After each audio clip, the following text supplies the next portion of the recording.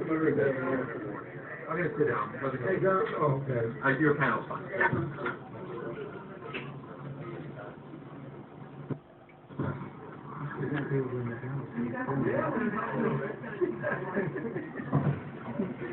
But of course, that's not Copy that. Get the senator. I vote for it.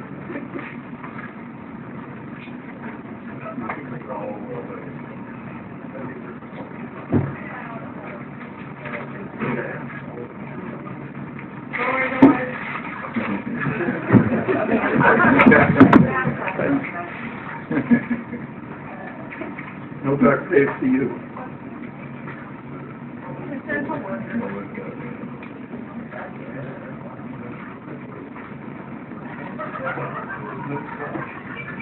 You're deeply good. Well, that's the process.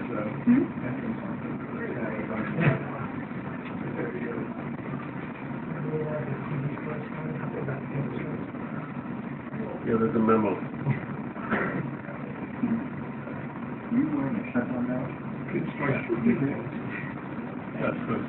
All excess tax. All excess? Anything that shuts down. Yeah. You can just walk into any closed government building. You're like, look at it. World War II Memorial? World War II Memorial. Yeah. Yeah. Anything to get that.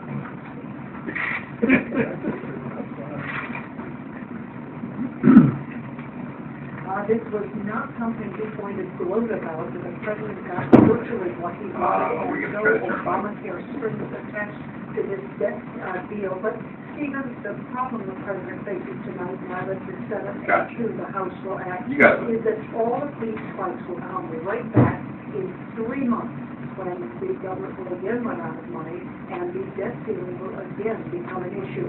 His critics have filed tonight, they will keep fighting this again in January and again in February. Yep, I got you, buddy. Who we all accuse?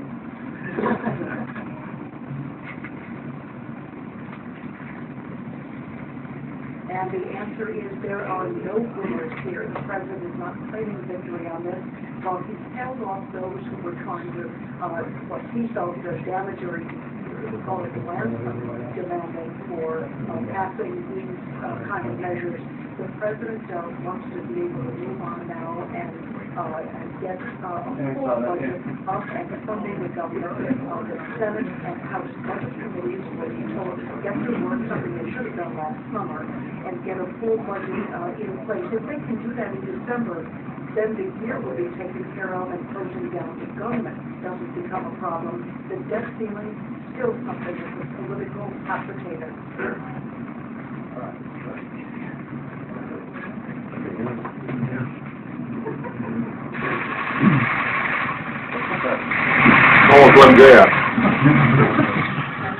Good evening, everybody.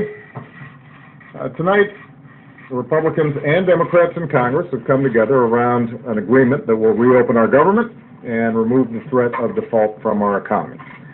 The Senate has now voted to approve this agreement, and Democrats and Republicans in the House still have an important vote to take. But I want to thank the leaders of both parties for getting us to this point. Once this agreement arrives on my desk, I will sign it immediately.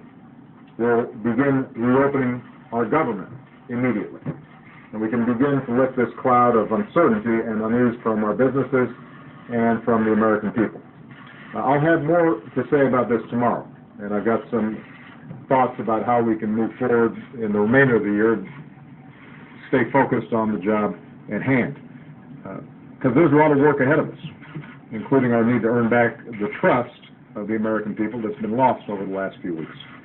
And we can begin to do that by addressing the real issues that they care about. I've said it before, I'll say it again.